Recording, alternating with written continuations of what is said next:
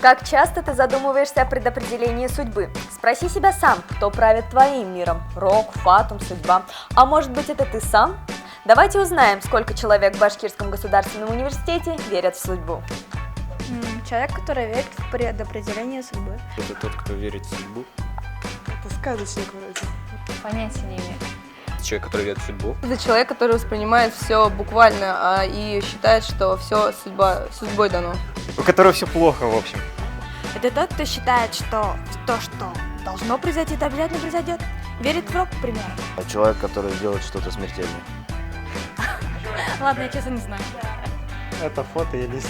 Это человек, который верит, что вся жизнь предрешена судьбой. Это человек, который знает, что его поступки действуют, ведут к фатальной ошибке, но все равно действуют. Вообще, конечно, я, по большей части. Ну, случайные события тоже влияют на жизнь.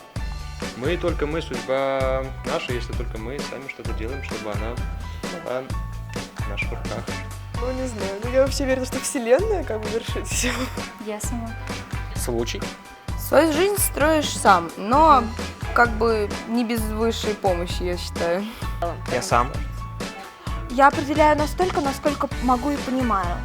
В меру моего непонимания это определяют, фактически другие люди. Только сам. Я сама и определяю? Я планирую что-то, и это определяет мое будущее. Бог, я верю в Бога. Ты и получается, другие люди, это все взаимосвязано.